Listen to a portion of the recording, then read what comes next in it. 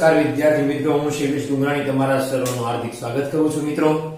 મિત્રો ભૌતિક વિજ્ઞાન chapter number 4 moving charge and magnetism, બરાબર છે. એની અંદર મિત્રો છેલ્લે આપણે 6થો લેક્ચર જોયો હતો, જેની અંદર ઉદાહરણો આપણે કરાવ્યા હતા, બરાબર છે. મિત્રો આજે આપણે જે છે એ સર્કિટલ નિયમ જોવાનો છે. કોનો નિયમ? તો સર્કિટલ નિયમ. પણ કોનો? તો એમ્પિયર. મિત્રો આજનો પોઈન્ટ જે છે એમ્પિયર, એનો સર્કિટલ નિયમ આપણે જોવાનો છે કે મિત્રો વિદ્યુત પ્રવાહધારિત અનંત લંબાઈનો તાર હોય, સુરેખ તાર હોય, તો એના લીધે ઉદ્ભવતું ચુંબકીય ક્ષેત્ર કેટલું હોય. હવે આ બહુ ઇન્ટરેસ્ટિંગ વસ્તુ છે. એક તાર હોય, અસંખ્ય તાર હોય, આમાં બહુ મહત્વની વાત અહીંયા જોજો તમે ખાસ. હવે આપણે એક કામ કરીએ, તમને આવું સાદી રીતે આપણે સમજાવીએ. ધારો કે એક વાયર છે, આ બીજો વાયર છે એટલે કે તાર છે, આ ત્રીજો તાર છે, આ ચોથો તાર છે, પાંચમો તાર મિત્રો, છઠ્ઠો તાર, સાતમો, આઠમો અને નવમો તાર. હું અહીંયા અત્યારે 9 તાર લઉં છું ધારવા માટે જ.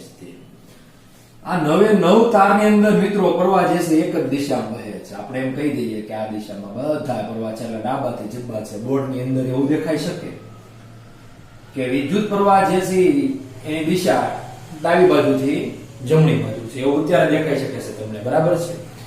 હવે મિત્રો એમ્પિયરનો સર્કિટલ નિયમ જાણવા માટે એક તમારે બંધ વક્ર લેવો પડે, અથવા તો આપણે એને સીમા લેવી પડે, અથવા એક રિંગ લેવી પડે. તમે જે વીટી પહેરતા હોવ છો એની જેવી પણ રિંગ તમે લઈ શકો છો, એવું કઈ નથી. એવી જ એમ અહીંયા તમને જે ટેક્સ્ટ બુકમાં તમે જોશો ને, તો તમને આકૃતિ સેમ ટુ સેમ ઓલી આપણે રિંગ પહેરતો ને એની જેવી ગઠ્ઠા જેવી લાગશે, ડોગલા જેવી જાડી એવી, બરાબર છે. તો એવી આપણે એક અહીંયા બંધ વક્ર માટે રિંગ લઈએ. ધારો કે હું અહીંયા ઉડી લઉં છું, આ બે તાર જે છે ને એને નથી લેતો, એક આવી જાડી સીમા. આ જે છે એ બંધ રિંગ છે, અથવા તો બંધ વક્ર પણ કહી શકાય.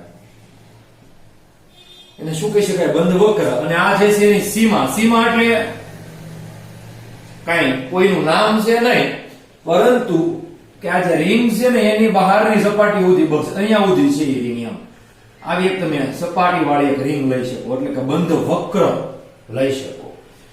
એમ્પિયરના સર્કિટલ નિયમની અંદર બંધ વક્રનું જ મહત્વ છે. મિત્રો બંધ વક્ર જે છે, ધારો કે સપોઝ આપણે એમ કહીએ કે આ કેન્દ્ર છે, તો કેન્દ્રથી r ત્રિજ્યા સુધીનો લઈ શકાય. જો આ રેડિયસ r લઈએ કે અહીંયાથી મિત્રો આ રેડિયસ, અહીંથી r ને અહીંથી r ને બધી બાજુએ મિત્રો r ત્રિજ્યાનો એક બંધ વક્ર લઈ શકે. સીધી જ વાત છે. હવે વિદ્યુત પ્રવાહ જે છે પસાર થઈ છે કઈ દિશામાં? તો જુઓ તો આપણે એમ કહીએ તો આ જે બ્લેક ઢાંકણું છે માર્કરનું, એ દિશામાં વિદ્યુત પ્રવાહ છે, એટલે કે આમ વિદ્યુત પ્રવાહ છે. તો મિત્રો આમ આંગળા વાળો એ દિશામાં શું હોય? ઓબ્વિયસલી શું હોય મિત્રો? તમે વિચારી જુઓ તો એક વખત ચુંબકી ક્ષેત્ર હોય ગયું. તો મિત્રો પ્રવાહ આમ છે, એટલે કે ચુંબકી ક્ષેત્ર જે છે એ બધું આ દિશામાં હશે કે નહીં? હવે આ જે બંધ વક્ર લીધો, એ ધારો કે બંધ વક્રની લંબાઈ કુલ l લંબાઈનો છે. તો નાના એવા ભાગ માટે એક વાત કરું, ધારો કે હું એક એટલો એવો ટુકડો લઉં છું dl લંબાઈનો, તો અહીંયા મારે ચુંબકી ક્ષેત્ર જોતું છે. તો મિત્રો એક વસ્તુ તમને કહી દઉં કે ધારો કે આ તમારી પાસે એક તાર હોય, તો આનું ચુંબકી ક્ષેત્ર એક અહીંયા હોય, એની બાજુમાં હોય, એની હાવ સ્પર્શતું હોય, ઉપર ઉપર ઉપર એમાં વાળતા હોય, રીંગુ બનતી જ જાય, ક્યાં સુધી ફેલાયેલું હોય. તો મિત્રો આવી રીંગુ જે છે એનું ચુંબકી ક્ષેત્ર અચળ અનંત અંતર સુધી, અચળ તો ન હોય, બદલતું જાય. તમને ખબર છે આપણે μ0/4π IDL × r/r² અનુસાર ચેન્જ થતું હોય ચુંબકી ક્ષેત્ર. એ ફાઇનલ છે. કોના નિયમ અનુસાર? તો બાયો-સાવર્ટના નિયમ અનુસાર. હવે જોવા દો વાત. આપણે મિત્રો મેન વાત એ છે કે આનું ચુંબકી ક્ષેત્ર ક્યાં અંતર સુધી હોય? તો જે રીતે વિદ્યુત ક્ષેત્ર પણ અનંત અંતર સુધી હોય, તેવી જ રીતે ચુંબકી ક્ષેત્ર પણ અનંત અંતર સુધી હોય. મિત્રો ખાલી ફરક એટલો છે કે જેમ જેમ અંતર વધતું જાય, આ જેમ જેમ આવું જાતું જશે, તેમ તેમ ચુંબકી ક્ષેત્ર જે છે એ અસર ઘટતી જશે, એટલે કે પ્રબળ ની નિર્બળ રહેશે. એટલે કે જેમ જેમ અંતર વધે, સીધું ખબર જ છે આપણને, સમીકરણ જુઓ તો dB μ0/4π IDL સદિશ ક્રોસ r/r². તો જેમ જેમ મિત્રો r વધે, એટલે કે અહીંથી અંતર જેમ જેમ ડિસ્ટન્સ વધશે, ચુંબકી ક્ષેત્ર વર્તુળાકારમાં હોય, એટલે આપણે ત્રિજ્યાના સ્વરૂપમાં ડિસ્ટન્સ લીધું છે મિત્રો, બરાબર છે. એક તમને પાર્ટ ક્લિયર થઈ જાય. પછી મિત્રો જેમ જેમ અહીંથી ધારો કે આ ઉદ્ગમ છે, આ આયર છે, તાર છે, અહીંથી જેમ જેમ તમે દૂર જતા જશો, ધારો કે તમે અહીંયા છો ને અહીંથી તમે જે છે ગાંધીબાગ સુધી જાઓ, ધારો કે અહીંયા એક વાયર પસાર થઈ રહ્યો છે, અહીંયા એક તાર વિદ્યુત પ્રવાહધારી પસાર થઈ રહ્યો છે, તેનું મારે ચુંબકી ક્ષેત્ર ગાંધીબાગ જે છે બરાબર છે ત્યાં માપવું છે. તો ત્યાં કેટલું મળશે? મંગલ મૂર્તિ સ્કૂલેથી ગાંધીબાગ સુધી ચુંબકી ક્ષેત્ર આનું કેટલું હશે? તો ત્યાં જોવો તો તમે સાવ નિર્બળ હોય એવું ખૂબ જ સેન્સિટિવ સાધન તમારી પાસે હોય તો તમે વાપરી શકો. બાકી અહીંયા હોય તો સીધી સોય કોણાવર્તન બતાવશે, હટાક નારાયણ કે એ કઈ ને સીધું જ કોણાવર્તન સોય બતાવે. આપણે જે મેગ્નેટિક નીડલ લઈએ એટલે કે ચુંબકી સોય લ્યો, કારણ થાય કે કઈ સોય વળે કોણાવર્તન બતાવતું હોય છે. આપણે ઓલી સોય જે આવે શીવવાની એ સોયની મિત્રો વાત નથી. ચુંબકી નીડલ વાળી જે સોય આવે છે મેગ્નેટિક નીડલ એટલે કે ચુંબકી સોય એ કોણાવર્તન બતાવશે કે એની આજુબાજુમાં ચુંબકી ક્ષેત્ર હોય એટલા માટે. બરાબર છે? તો મિત્રો આપણે r² પ્રમાણે એવું થાય છે જેમ જેમ અંતર વધે ઘટતું જાય અનંત અંતર સુધી જાવ તો એ 0 થઈ જાય. અનંત અંતર એટલે ઘણું બધું ડિસ્ટન્સ. બરાબર છે? એટલે ચુંબકી ક્ષેત્ર હોય ને હોય એટલે કે આપણે જે અહીંયા દોરડા આવી રહ્યા છે ને વીજળીના તાર આવે છે ને એની હારે પણ થોડુંક ચુંબકી ક્ષેત્ર હશે તે ત્યારે દૂર હોતોય તે નજીકમાં તો બહુ જાજુ છે પણ કોઈ ત્યાં અનુભવ કરવા મિત્રો જશે નહીં. ક્યાં અનુભવ કરવાનો છે અને ઘણા તો પાછા હોય આપણે કહીએ મલવાંગડા જેવા અથવા તો વાંદરા જેવા હોય કે થાંભલા ઉપર ચડીને ત્યાં કંપાસ રાખે એટલે કે મેગ્નેટિક સોય એટલે નીડલ રાખે અને જોવે કે અહીંયા ચુંબકી ક્ષેત્ર છે કે નહીં. એવું નથી કરવાનું. થાંભલો એટલે કે જે વીજનો પોલ છે ત્યાં કોઈએ ચડવાનું જ નથી પાછું જોવા માટે. આપણે કહીએ છે તો સ્વીકારી લેવાનું કે છે, એના સારા ન કરાય. નકર તમને ખબર છે વાળ જે છે એ સ્પાઇકે થઈ જાય, ખીતા જેવા થઈ જાય, ધોવાળા નીકળવાની જેવી પરિસ્થિતિ થાય. જેને શોક લાગ્યો ખબર હોય કે અંદર ઘડી આમ ધધરાટી બદલી જાય આપણે શરીરની અંદર બધું બળે ઘડી હાથી થોડોક એવો શોક લાગે ને તો એ ખબર પડે છે તો 230 વોલ્ટ નો નાના વોલ્ટની વાત નથી કરતા. ઓકે આપણે એટલે એના શાળા નો કોઈ દિવસ નહીં કરવાના. આપણે આપણી રીતે આપણું કામ કરવાનું. બરાબર? સોફ્ટની યારે કામ કરો તમે, બેટરી હોય નાની આવતી એની યારે કામ કરો, એના શાળા ન કરાય. ઘણા જે છે ખેતરમાં ખબર હોય ઝટકો લાગે ત્યારે શું થાય, આખું શરીરની અંદર ઉતરી જાય, આખો ઝટકો ધડાકો બોલાવી દે, આખા શરીરને ધધડાવી દે. ભાઈ ઘડી તો મજા ન પડે, ચેન ન પડે, એની જેવી વસ્તુ થઈ જાય. એના સારા કરવા જવાનું કોઈ દિવસ નહીં. હા, નાના વોલ્ટેજ તમે બનાવી શકો, જેમ કે આપણે એડપ્ટર એટલે કે ચાર્જર છે એની મદદથી, તો એમાં પછી વાંધો ન આવે. ધારો કે તમારી પાસે મોબાઈલનું ચાર્જર હોય તો 3.7 વોલ્ટ જેવું તમે કરી શકો. આપણી પાસે બેટરી એલિમિનેટર છે તો એની અંદર 12 વોલ્ટ સુધી તમે વોલ્ટેજ બનાવી શકો છો. તો એમાં બહુ વાંધો ન આવે, એ ઘાતક નથી. પણ ઓલો જે 230 વોલ્ટ છે ને એ ઘાતક છે. ઘણી વખત તમે સાંભળતા હો કે વીજ શોક લાગવાથી માણસનું મૃત્યુ થઈ ગયું, જે કાંઈ નામ હોય, ભાઈ બેન અથવા તો જે કાંઈ કોઈ હોય. એટલે વીજ શોક બહુ ભયાનક વસ્તુ છે. એટલે એની હારે બહુ રમતું નહીં કરવાની. જેટલું કામ હોય એટલું જ આપણે કામ ખાલી કરવાનું. બરાબર છે? તો મિત્રો dv બરાબર μ0/4πr ક્રોસ r r² અનુસાર એટલે કે બાયોસાવરનો નિયમ છે એની અનુસાર વાયરના લીધે એટલે કે તાર જે હોય વિદ્યુત પ્રવાહધારી એના લીધે ચુંબકી ક્ષેત્ર જે છે આ r અનુસાર ઘટતું જાય. ડિસ્ટન્સ જેમ જેમ વધે આનાથી આમ અંતર ઘટતું જાય. તાર જો તમારી પાસે આમ હોય તો એક આમ હોય ચુંબકી ક્ષેત્ર, સપોઝ બીજું આમ હોય, ત્રીજું જે છે આમ હોય, ચોથું આમ. એટલે આ તમારા મિત્રો ક્યાં સુધી આવશે આવું ચુંબકી ક્ષેત્ર? તો એ ભાઈ બોર્ડ ની બારે વ્યૂ છે, નીચે વ્યૂ છે. એટલે આ ઘણા અંતર સુધી ફેલાયેલું હોય છે. આ એની અસર જે છે કેન્દ્ર તરફ વધુ હોય છે. જેમ જેમ તમે દૂર જતા જાવ એમ આ વધે એટલે આ વધે એટલે જવાબ શું થાય? ઘટે. જો અહીંયા ઓછું હોય આ એટલે શું થાય છે? ત્યાં ચુંબકી ક્ષેત્ર પ્રબળ હોય છે. ટૂંકમાં એવું કહી શકાય કે જે ઉદ્ગમ હોય ચુંબકી ક્ષેત્રનો, ધારો કે વિદ્યુત પ્રવાહી તાર છે ને પ્રવાહના લીધે ઉત્પન્ન થાય છે, તો મિત્રો પ્રવાહ વહે તો જ આમ હોય ચુંબકી ક્ષેત્ર આમ બધું. ઓકે, તો પ્રવાહના લીધે જે તારનું ઉદ્ગમ છે ચુંબકી ક્ષેત્રનું તાર, બરાબર છે, એની નજીક ચુંબકી ક્ષેત્ર વધુ હોય છે. જેમ જેમ તમે દૂરે જાઓ એટલે કે આગા જાઓ તેમ ચુંબકી ક્ષેત્ર ઘટતું જાય. હવે આપણે મિત્રો અહીંયા વાત કરવી છે તો પ્રવાહ વહે છે તો ચુંબકી ક્ષેત્ર જે છે મિત્રો દિશા આ રીતે બતાવવી પડશે, આમ નીચેની બાજુ આમ.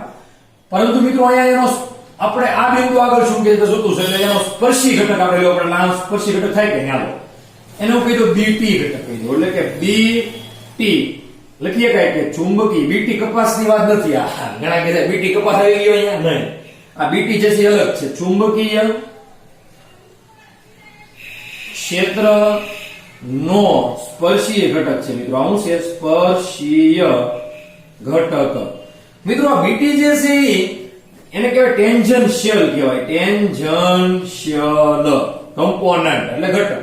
આ ટી જે છે ને ટેન્જન્શિયલ, ટેન્જન્શિયલ જે છે એ ટેન્જન્શિયલ નું ગુજરાતી જે છે એ થાય છે સ્પર્શીય, એટલે ટેન્જન્શિયલ આપણે લખી નાખ્યું એટલે ટી સફિક્સ માં અથવા તો તમે કહેતા હો ને નાનો ટી એમ ફોટો જે કાંઈ કેવું હોય તમે તે કહી શકો છો. એટલે આ મિત્રો બીટી થઈ ગયું આપણે રેડી. હવે મિત્રો તો આપણે આ બીટી ગુણ્યા ડીએલ એટલે એવું થશે, પ્રવાહખંડ નહીં થાય પણ ચુંબકી ખંડ તો કહી શકાય. એટલે હું એમ કહી દઉં કે બીટી અને ડીએલ જે છે કાંઈક થશે. હવે મિત્રો સદિશ રૂપે આપણે ખાલી આમ કહીએ છે બરાબર છે કે આ ખંડ બંધ છે, આમ જોઈએ તો ઘટક બંધ છે ટૂંકમાં બરાબર છે. કેટલા ભાગ માટે? તો એટલે એવા ટુકડા માટે, રિંગ જે છે એનો આટલો ટુકડો છે એની માટે બંધ છે આ બીટી અને ડોટ ડીએલ જેવો બરાબર છે. હવે મિત્રો આપણે બીટી ડીએલ ખંડ જે છે શું કહેવા માંગે છે એની પહેલા વાત કરી દઈએ. એટલે કે ચુંબકીય ક્ષેત્ર અને લંબાઈના એક ખંડનો ગુણાકાર જે છે એવું છે કે બીટી, એનું એક કામ કરીએ આપણે બીટી ને મિત્રો બીજ કહી દઈએ, ચુંબકીય ક્ષેત્ર કહી દઈએ બરાબર છે. બીટી સદિશ ને પણ આવું પણ કહી શકાય, આવું બી સદિશ અને ડીએલ તો સદિશ ક્ષેત્ર મિત્રો આવું કહીએ કે બી ડોટ ડીએલ. એટલે કે મિત્રો એક પ્રકારનું આ શું થઈ ગયું, તો ચુંબકીય ક્ષેત્ર માટેની એક ચર્ચા થઈ ગઈ કે ડીએલ જેટલી લંબાઈનું ચુંબકીય ક્ષેત્ર બી છે, એટલે અત્યારની વાત છે આટલા ભાગનું બરાબર છે. હવે મિત્રો ઈ કેટલું હોય એની આપણે ચર્ચા કરવાની છે. તો એની માટે મિત્રો આ જે છે સૂક્ષ્મ ભાગ માટે છે, અહીંયા દેખાય છે ડોટ ડીએલ છે. તો મારે આ જે છે અહીંયા વક્ર કેવો છે મિત્રો, સમગ્ર જોયું તો આપણે કેવું રિંગના લીધે સંકળાયેલું. મારે જે છે આ આખી રિંગના લીધે આપણે ઈ ડોટ ડીએ કરતા કે એની જગ્યાએ અહીંયા આ ટૂંકમાં ચુંબકી ફ્લક્સ જેવું જ છે મિત્રો, બીડીએલ છે અહીંયા બરાબર છે. આપણે જેમ પૂરું ઈ ડીએ કરતા સમજી લેજો આપણે કરતા કે નહીં, ઈ ડોટ એસ એટલે કે વિદ્યુત ફ્લક્સ. તો આ ચુંબકી ફ્લક્સ છે એક પ્રકારનું કહી શકાય. આ ચુંબકી ફ્લક્સ અહીંયા સંકળાયેલું છે, અહીંયા પૃષ્ઠ તો અહીંયા ડીએલ લંબાઈની એક રિંગ છે એટલે કે 2πr પરિઘવાળી, અને બી જે છે એની જગ્યાએ ઈ છે, અહીંયા બીજું કઈ નથી. આ ચુંબકી ફ્લક્સ એક પ્રકારનું છે, મગજની અંદર ઉતારી દેવાનું છે તમારે બરાબર છે. ઈ ડોટ એસ એટલે તમને ખબર છે કે સિગ્મા ક્યુ બાય એપ્સિલોન 0. આપણે આની હારે સરખાવશું રીતે આ સમીકરણ જે છે ને ગોસનો નિયમ એની હારે એમ્પિયરના સર્કિટનો નિયમ આપણે સરખાવશું. જોજો તમને લાગશે કે બરોબર છે હો સાહેબ, રેડી છે. મિત્રો અહીંયા જે છે એ સંકલન આવતું યાદ છે ને બરાબર છે, બંધ પૃષ્ઠ પરનું જ હતું પણ અહીંયા આપણે એવું લખતા નતા, પણ અહીંયા લખશું હવે દેખાડશું જો તમને કઈ રીતે. તો અહીંયા તમારે સમગ્રનું જોતું હોય તો શું કરવું પડે, બી ડોટ ડીએલ અને સંકલન લેવું પડે સમગ્રનું ને એ મળે તમને આ ઘણા કે છે બાકે મીંડું મૂક્યું તમે સંકલન ને કેમ વચ્ચેથી ફાડી નાખવા મીંડું મૂકીને એમ થાય બરાબર છે. તો આ શું કહેવા માંગે છે તમને, આ સકડું જે છે કેના જેવું લાગે, આમ ગોળ શૂન્ય, ઘણા કે છે શૂન્ય જેવું લાગે, એ શૂન્ય નથી. કોઈ પણ વસ્તુ તમારે બંધ બતાવી હોય, બંધ છે એમ બંધ, તો બંધ કેમ બતાવવું, એમ બંધ છે એમ બંધ ગાળો છે બતાવો તો મીંડું કરવું પડે કે નહીં. તો આ સંકલનનો અર્થ છે કે બંધ સંકલન છે, એટલે કે આ પૃષ્ઠ જે છે એનું ક્લોઝ છે કે નહીં, વક્ર લીધું આપણે તો આ ક્લોઝ છે તો એનું સંકલન છે એમ ટૂંકમાં આનો અર્થ એવો થાય. તો એ કેટલું મળે, તો આના અનુસાર આપણે વાત કરીએ ઈ ડોટ ડીએસ ના પ્રમાણે, તો એ સિગ્મા મ્યુ 0 અક્ષપાઈ એપ્સિલોન 0 જોઈએ કોણ છે 1/ε0. યાદ કરો તમે વિદ્યુતમાં 1/ε0 છે, તો આપણી પાસે છે મ્યુ 0. અહીંયા તો વિદ્યુત ભાર, તો આપણી પાસે છે પ્રવાહ. યાદ કરો ત્યાં વિદ્યુત ભારના કારણે ઉત્પન્ન થતું હતું શું, વિદ્યુત ક્ષેત્ર. તો આપણે અહીંયા કોના કારણે ચુંબકીય ક્ષેત્ર ઉત્પન્ન થાય છે, તો આ પ્રવાહધારિત વાયરના કારણે. તો મ્યુ 0 સિગ્મા તમારે શું લેવું પડે, સિગ્મા નો લખો પેલા તો હાલે કઈ નહીં, સિગ્મા આઈ લેવો પડે. અહીંયા સિગ્મા ક્યુ તો કુલ વિદ્યુત ભારનો સરવાળો, અહીંયા કુલ વિદ્યુત પ્રવાહનો સરવાળો, મ્યુ 0 શૂન્યાવકાશની પરમિએબિલિટી એમ નહીં એમ.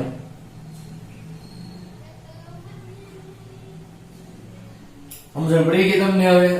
એટલે કે મિત્રો આ જે સ્વરૂપ છે એ સ્વરૂપ જે છે એ એમ્પિયરના સર્કિટલ નિયમનું સ્વરૂપ છે. કોનું, એમ્પિયરના સર્કિટલ નિયમનું સ્વરૂપ. કોના જેવું છે, તો એ ગોસના નિયમના સ્વરૂપની જેવું છે. દેખાય E ડોટ S બરાબર sigma Q divide by epsilon 0 જેવું છે કે નહીં. ઓકે, તો આ બે મળી ગયું છે. ઓકે ડન, આટલું કામ થઈ ગયું આપણે કમ્પ્લીટ. એ કઈ કોઈ પણ બંધ પૃષ્ઠ પરનું રેખા સંકલન ચુંબકીય ક્ષેત્રનું, ચુંબકીય ક્ષેત્ર B નું કેવું છે dl, અને એનું છે સંકલન રેખા સંકલન બંધ પૃષ્ઠ પરનું, એના વડે ઘેરતા કુલ વિદ્યુત પ્રવાહો ના બેઝિક સરવાળા અને શૂન્યાવકાશની પરમિએબિલિટીના ગુણાકાર બરાબર હોય છે. આ એમ્પિયરના સર્કિટલ નિયમનું કથન છે. કોઈ પણ બંધ પરિપથનું સમગ્ર ચુંબકી ક્ષેત્ર પરનું રેખા સંકલન, રેડી, હું બોલું છું ઈ બંધ પૃષ્ઠ વડે ઘેરાતા કુલ વિદ્યુત પ્રવાહ ના બેઝિક સરવાળા તો સિગ્મા એટલે કે બેઝિક સરવાળા અને શૂન્યાવકાશની પરમિએબિલિટી એટલે કે મ્યુ 0 ના ગુણાકાર બરાબર હોય છે. તમને જે મિત્રો આપણે દર્પણ આપ્યું છે એની અંદર આ સ્વરૂપ છે એટલે બહુ કઈ ટેન્શન લેવાની જરૂર છે નહીં. બરાબર છે? એટલી ચર્ચા મિત્રો આપણે કમ્પ્લીટ થઈ ગઈ. ઓકે, હવે મિત્રો આગળ જે ચર્ચા કરવાના છે તે આપણે કરીએ. તેમાં કે બહુ કઈ ટેન્શન લેવાની વાત છે નહીં. મ્યુ 0 તમે જાણો છો, સિગ્મા એ જાણો છો. હવે મિત્રો આ ની વાત કરીએ. હવે ખાસ ધ્યાન આપજો. અહીંયા જે છે બધા આ તો પ્લસ જ આવશે. ધારો કે આમ પ્લસ છે. હવે તમને બીજું આની જેવું એક ઉદાહરણ બીજું આપો. એક પૃષ્ઠ છે. ધારો કે મારે અહીંયા પૃષ્ઠ છે. આ પૃષ્ઠની અંદર એક તાર અહીંયા છે, બીજો અહીંયા છે, ત્રીજો અહીંયા છે, ચોથો અહીંયા છે, પાંચમો અહીંયા છે. પ્રવાહની દિશા કેવી છે? તો એ પહેલાની અંદર હેઠે જાય છે પ્રવાહ, બીજાની અંદર જે છે એ નીચે છે, ત્રીજાનો પ્રવાહ ઉપર છે, ચોથાનો ઉપર છે અને પાંચમાનો પાછો નીચે છે. તો સિગ્મા એ કેટલો આવે એની ચર્ચા કરવી છે આપણે. બરાબર છે? તો જોઈએ. જો અહીં પૃષ્ઠ હું દોરું નાનું એક. આ પૃષ્ઠ ભલે એમ નમલું, આપણે એની કઈ વાંધો નથી. આપણે એક નવું પૃષ્ઠ બીજું લઈએ મિત્રો. કે ધારો કે આવું પૃષ્ઠ છે. બરાબર છે? આવું પૃષ્ઠ છે એટલે મેં તમને અહીંયા જે ટેક્સ્ટ બુક નું પેજ બતાવ્યું એવું પૃષ્ઠ છે. આવું આ પૃષ્ઠ છે એની અંદર વાયર જે છે એક મેં કીધું એમ અહીંયા છે, એક જે છે અહીંયા છે, પાંચ લીધા હતા આપણે, ત્રણ, આ ચાર ને એક આ પાંચ છે. આવું અહીંયા જોઈન્ટ નો કરતા આગળ રાખજો. બરાબર છે?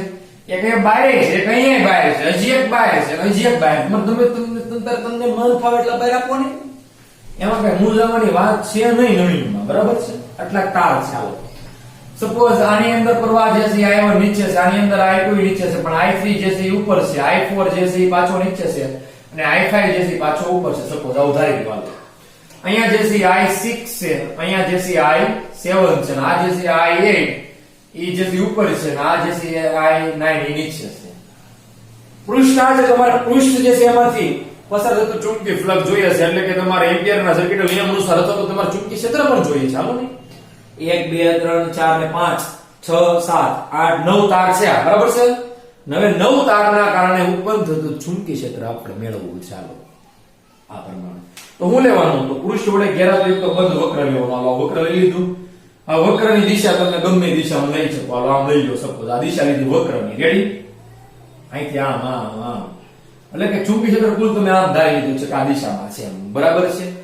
હવે આની માટેનો નિયમ છે. કોનો નિયમ? તો આપણે સંકલન લેવાનું પાછું આનું. તો B.dl બરાબર μ0 અને સિગ્મા એમ્પિયરનો સર્કિટલ નિયમ એપ્લાય કરવાનો. બીજું કાંઈ વાત નહીં. ઘણા બધા વિદ્યુત પ્રવાહધારી તાર હોય એના વડે તમારું ઉદ્ભવતું ચુંબકીય ક્ષેત્ર જ્યારે મેળવવાનું થાય અથવા તો એક તાર હોય એના લીધે પણ મેળવવાનું થાય તો પણ તમે આ નિયમ વાપરી શકો છો. બરાબર છે? બાયોસાવરનો નિયમ અઘરો પડે એટલા માટે આપણે વાપરતા નથી અત્યારે. તો આ નિયમ અત્યારે વાપરીએ તો જોઈએ. અહીંયા એક પ્રવાહ I1 જે છે નીચે છે એટલે μ0, સિગ્મા એટલે કુલ વિદ્યુત પ્રવાહ. બરાબર છે? નીચેના પ્રવાહ મિત્રો ધન લ્યો તો ઉપરના ઋણ લેવાના અને ઉપરના ઋણ લ્યો તો નીચેના ધન લેવાના. આવું બધું હોય છે. નવીન લાગે છે? સરસ. નીચેના પ્રવાહ સપોઝ હું ધન લઉં છું એટલે કે I1 પોઝિટિવ લઉં તો I2 પોઝિટિવ થશે. ઉપરના મિત્રો તો ઋણ લેવાના I3 નેગેટિવ, પાછો I4 પોઝિટિવ અને મિત્રો I5 નેગેટિવ. સમજણ પડી ગઈ તમને? ઉપરના પ્રવાહો જે છે એ બંધ વક્ર વડે ઘેરાતા ઉપરના પ્રવાહો જે છે એટલે તમારે બંધ વક્ર તમે ધારો કે આ દિશા લીધું કે નહીં તો અંગૂઠો જે દિશામાં જાય ને એ દિશાના પ્રવાહો ધન.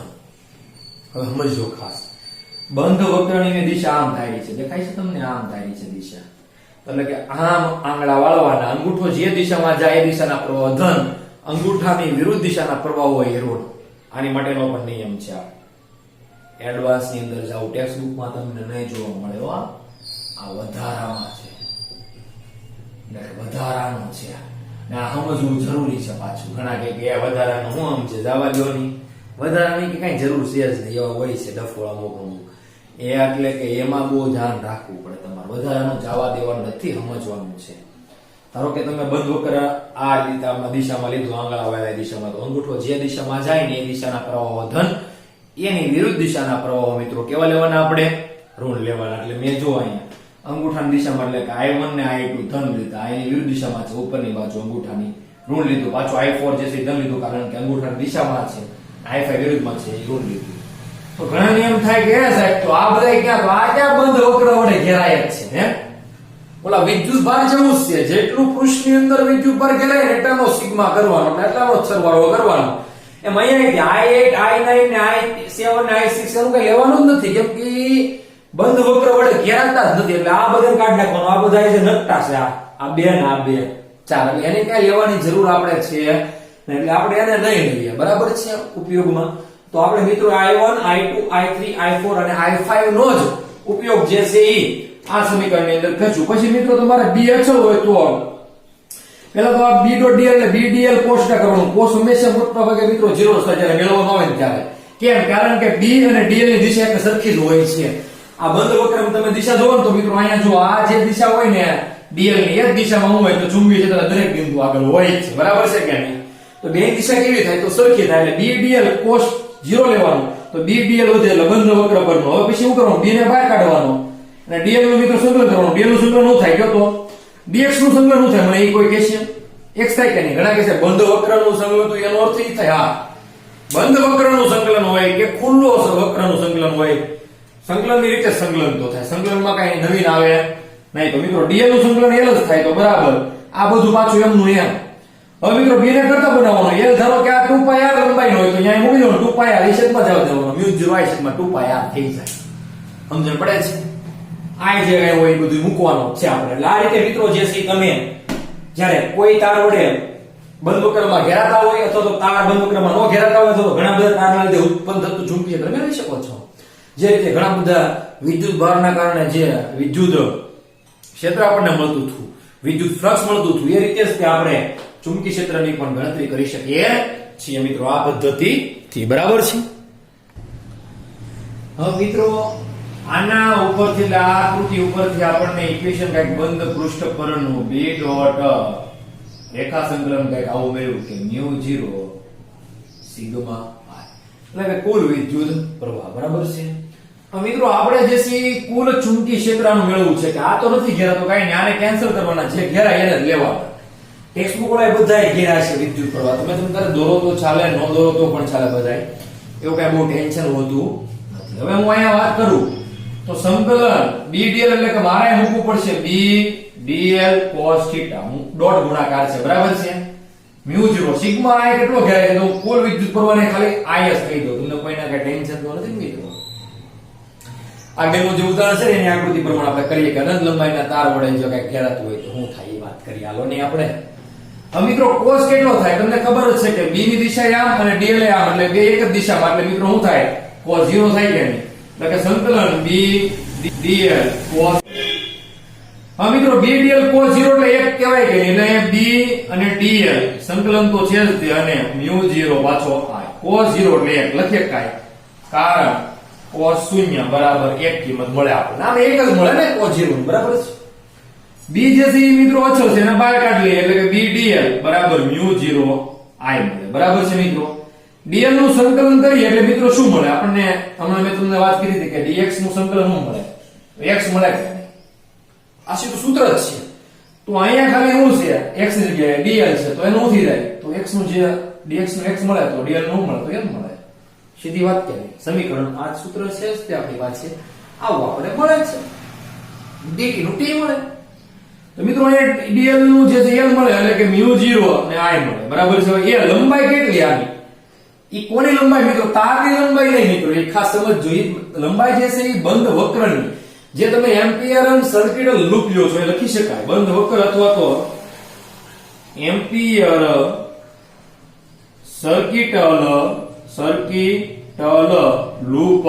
આ બહુ મહત્વનું છે મિત્રો. હવે પછીથી એને એમ્પિયરના સર્કિટલ નિયમ ઉપર છે, એટલે કે b.dl બરાબર μ0 સિગ્મા i પરથી જ આપણે b બધાય મેળવી છો. હવે તો બહુ મહત્વનું છે આગળ. હા, બહુ સહેલું ચેપ્ટર છે, બહુ એટલું બધું કાઢ લેવું નથી આમાં ગ્રાફમાં, બહુ સહેલામાં સહેલું ચેપ્ટર છે. તો bl બરાબર μ0 i થાય, l કેટલું થાય? તો તમે કોઈ કહેશો આની લંબાઈ કેટલી? આ રિંગ છે, લાગે ને અસલ વીટી હોય જોઈ જાડાઈ. આ પાછળ દેખાય ને લંબ દેખાડી આપણે જાડાઈ, બાકી જાડાઈ તમે જોવાની લાગે ને સેમ ટુ સેમ એક વીટી હોય એવું. તો પછી લંબાઈ કેટલી થાય? તો 2πr થાય કે એટલે હવે મૂકી દો કે 2πr is equal to mu 0 I મિત્રો આન્સર શું આવશે તમે ચુંબકી ક્ષેત્ર શોધો કે થી બી બધાયમાં તેથી મિત્રો મૂકજો તેથી મૂકવાના મિત્રો માર્ક્સ હોય છે જો આ ન મૂકો ને તો મિત્રો બેડ ઇમ્પ્રેશન પડશે અને તમારા માર્ક્સ કટ થશે એટલે કે જે 90 છે ને બહુ વાંધો પડે એટલે આપણે મૂકવાનું છે બરાબર મ્યુ 0 I તો 2πr ને સમજવા જોઈએ છેદમાં તો મિત્રો 2πr રેડી આ મિત્રો એક દાખલો પણ છે એ આપણે વાત કરીશું હમણાં બરાબર છે દાખલો પણ એક છે એ પછી આપણે બધી વાત કરીએ ચર્ચા પણ મિત્રો આજે આપણે b નું સમીકરણ મ્યુ 0 I છેદમાં 2πr અનંત લંબાઈનો તાર હોય એનાથી r અંતરે એટલે કે તમને દેખાડો કેવો તાર હોય ધારો કે તમારી પાસે એક આવો તાર છે અનંત આવો છે આ જે છે અનંત લંબાઈનો તાર છે આ તારનો આડ છેદ આવો હોય કે બરાબર છે ઘણા કે સાહેબ આ તો હું દોર્યું સિલિન્ડર દોર્યું કે તાર જે છે મિત્રો આ રીતનો દેખાય એટલે કે સિલિન્ડ્રિકલ જ દેખાય બરાબર છે એ નાની સાઈઝ નો હોય એટલે આપણે મોટો જ બતાવી તો આ બતાવી શકાય ધારો કે અહીંથી જે છે આ ત્રિજ્યા જે છે એની r છે મારે અહીંથી જે છે r ત્રિજ્યા એટલે કેટલા અંતરે ચુંબકી ક્ષેત્ર મેળવવું છે એટલે કે આવું છે r જે છે મોટો છે આની કરતા એટલે કે આટલી રેડિયસ જે છે આખી હું r નાનો તારું છું તો મિત્રો આ તારના લીધે ધારો કે પ્રવાહ જે છે નીચેની તરફ વહે છે બરાબર છે તારના કારણે એટલા અંતરે કોઈ પણ બિંદુ આવે હો મિત્રો ચુંબકી ક્ષેત્ર કેટલું મળે તો એટલું મળે ઉદાહરણ છે જ આપણે આગળનું પરંતુ આપણે અત્યારે ખાલી એની વાત કરી દઈએ છીએ કે જો આવું હોય તો ગમે બિંદુ આગળ તમે લ્યો ને તમને કેટલું મળશે ચુંબકી ક્ષેત્ર 2 બરાબર મ્યુ 0 I છેદમાં 2πr જેટલું મળશે એની વાત અહીંયા કરેલી છે આની વાત જ આ છે આમ જોઈએ તો પણ આની પણ એ વાત છે બધું સરખું જ છે બરાબર છે તો મિત્રો આજે આપણે જે છે b બરાબર મ્યુ 0 I છેદમાં 2πr સુધી રાખીએ આગળનું જે છે આપણે આવતા લેક્ચરની અંદર હવે ચર્ચા મિત્રો કરીશું બરાબર છે આજે મિત્રો આપણે એટલું રાખીએ છીએ 7મું લેક્ચર આપણે અહીંયા રાખીએ મિત્રો હોમવર્ક નું આપી દઉં તમને કે હોમવર્ક માં તમારે શું કરવાનું છે તો એક છે બધું એટલે હોમવર્ક મિત્રો તમારે એમ્પિયર નો સર્કિટલ નિયમ જે છે તે એક વખત લખવાનો છે બરાબર છે જેટલો છાયો એટલો એમ્પિયર નો સર્કિટલ નિયમ